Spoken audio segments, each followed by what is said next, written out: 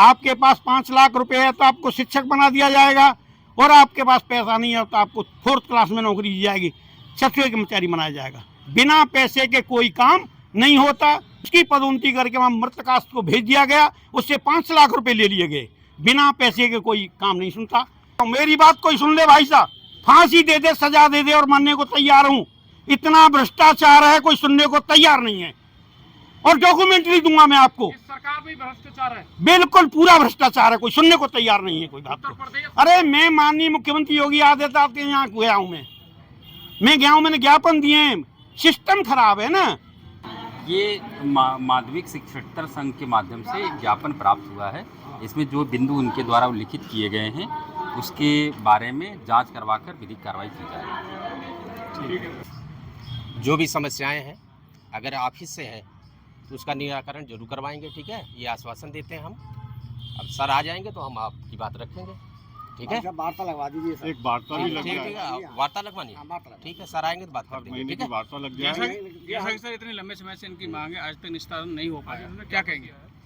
देखिए अभी हमारे संज्ञान में नहीं है, अब सर से बात करेंगे क्या है मामला। ठीक है, उसके बाद क्या कुछ पहुंचाने का कष्ट करेंगे? जी जी जरूर पहुंचाएंगे, क्यों नहीं कह रहे हैं। हाँ, कर्मचारी है हमारे, बताइए माध्यमिक विभाग के महत्वपूर्ण स्तंभ हैं, तो हम इनकी समस्याएं सुनेंगे और उनकी जो भी मांगे हैं वो शासन स्तर से या डीआईएस कार्यालय से जहां से भी संभव हो पूरा करने का प्रयास करेंगे। ठीक है, राजकिशोर।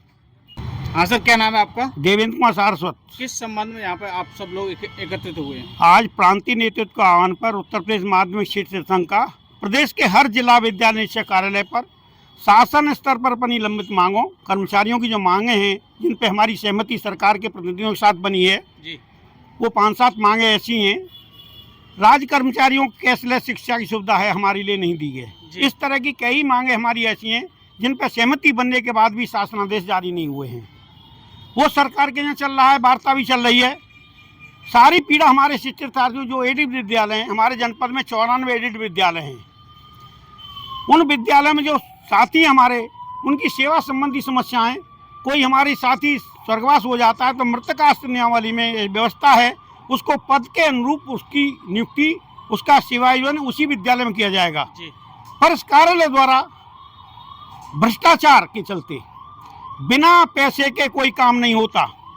पेंशन पत्रावली हो, जीपीएफ अंतिम निष्कासन हो, जीपीएफ लोन हो, प्रधान लिपिक के पदोन्नति हो, सहायक लिपिक पे पदोन्नति हो, कोई किसी सामूहिक बीमा के प्रकरण 15-15 साल से इस कार्यालय के अंदर लटके हुए हैं, कोई सुनने वाला नहीं है। यहाँ पत्रावली वर्षों से लंबित हैं। जो पदोन्नति कोटे के 50% में अध्ययन व्यवस्था है हमारी, शासनादेश दिए हुए हैं, सरकार के शासनादेश हैं, उनके अनुरूप कोई कार्य नहीं होता। पैसे दीजिए, अरे पदोन्नति का पद से पदोन्नति होगी उसी विद्यालय के सहायक की होगी, जो अहरे होगा और ज्येष्ठ होगा। उस हमारे विद्यालयों के जो साथी हैं उनको बहुत बड़ी पीड़ा है। उस पीड़ा को लेकर के हम आज इकट्ठे हुए हैं, यहाँ ज्ञापन देंगे। ज्ञापन देने के बाद हम जिलाधिकारी महोदय को ज्ञापन देने जाएंगे, अपनी पीड़ा उनसे कहेंगे। अत्य हो गई और हम भी, हमारा साथी शिक्षक साथी अब आर पार की लड़ाई लड़ने के तैयार है। हमने 6 अक्टूबर का अधिवेशन हीरालाल बारसन इंटरवॉल इसी शहर में बुलाया है, उसमें हम ये निर्णय लेंगे आर पार की लड़ाई के लिए।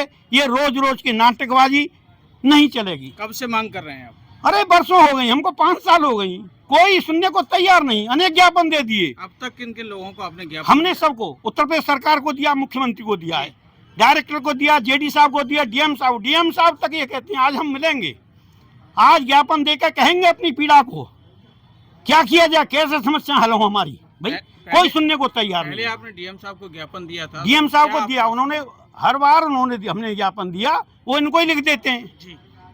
भाई इनसे तो हम पीड़ित हैं, आप प्रशासन स्तर से जांच करा लीजिए, उसकी जांच में जो हो जाएगा, जिससे चाहे उससे करा लो, स्वतंत्र संस्था से करा लो, हमको सुनवाई कर लो। भ्रष्टाचार के हम साक्ष्य देंगे, अब लेखी डॉक्यूमेंट है, हमको क्या परेशानी है जी। भाई कोई सुन तो ले, हमारी कोई नहीं सुनना हमारे कर्मचारियों को। भ्रष्टाचार है, बिना पैसे के कोई काम नहीं होता, हो पेंशन हो। हमारा साथी गुजर गया, उसका अवशेष पड़ा हुआ है, कोई पास करने के तैयार नहीं है, उसको कोई सुनने को तैयार नहीं है। सामूहिक बीमा है, 15 में मर गया कर्मचारी जी। आज तक पत्रावली का पता नहीं कहाँ, किस स्टेज पे, किस पटल पे है। लेकिन वो भी तो काम बाबू ही करता है, वो बाबू क्यों नाराज है आपसे? अब ये तो भाई वही बताएगा, क्यों नाराज है वो ही बताएगा। जितने पटल हैं सब पर बाबू बैठे हैं, बाबू हैं वही है। देखिए बाबू हैं, अधिकारी को सोचना चाहिए। हम तो ये कहते हैं हमारा ज्ञापन है बिंदुवार जी, उसका निदान कर दो। क्यों नहीं हो रहा 5 साल से?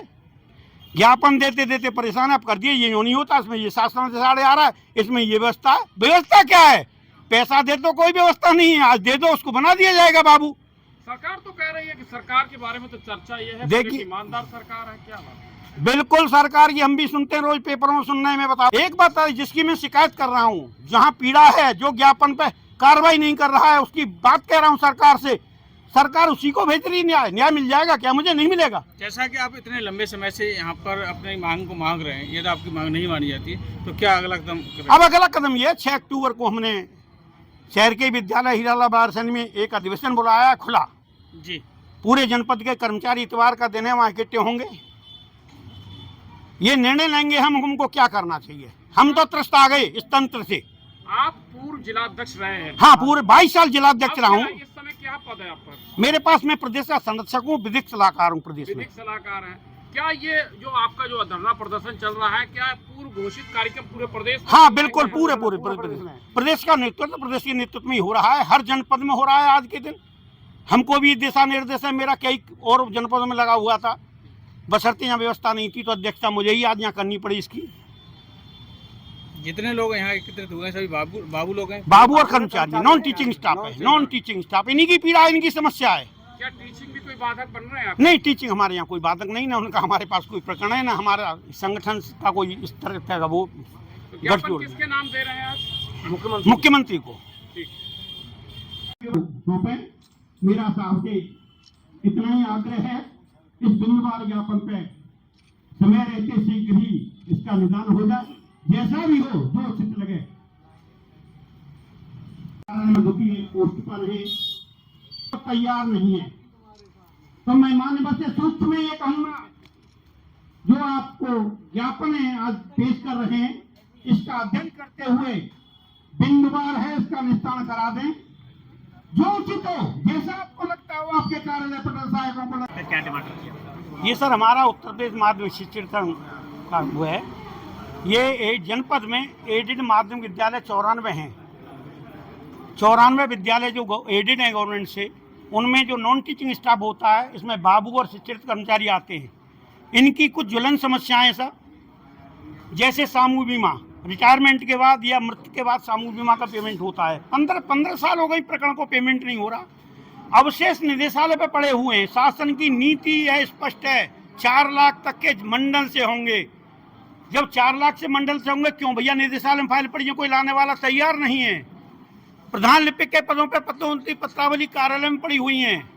मृतकाश की पत्रावली पड़ी हुई है, सेवा जो नहीं दिया जा रहा है। 5 लाख रुपए दे दो, हम अध्यापक बना देंगे, अन्यथा आप कर्मचारी तो बनी जाओगे। अरे कर्मचारी बना दो, आज ही तो बना दो। शासनादेश कहता है 3 महीने में रोजगार मिल जाना चाहिए मृत वाले को। भाई 6-6 महीने, 1-1 साल डाले पड़े, मनमानी हो रही है। भाई आपकी पैसे से पूर्ति हो जाए तो काम हो जाएगा। जीपीएफ अंतिम भुगतान पड़े हुए, बिना पैसे को कुछ सुनने वाला नहीं है। अनेक विभिन्न प्रकार के हम ज्ञापन देते देते परेशान हैं, कोई सुनने को। सिस्टम इतना खराब है, नहीं कहना चाहिए भाई साहब। मैं माननीय मुख्यमंत्री जनता दर्शन में करीबन 100 बार गया हूँ।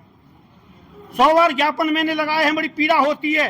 वहाँ से लिख दिया जाता प्रदेश मुख्य सरकार के लिए, वहाँ से लिखा दिया जाता विभाग को माध्यमिक शिक्षा परिषद सचिव के लिए, वो लिख देते हैं डायरेक्टर के लिए, शिक्षा निदेशक के लिए, वहाँ से लिख देते हैं एडी के लिए इलाहाबाद, एडी लिख देता है जेडी के लिए और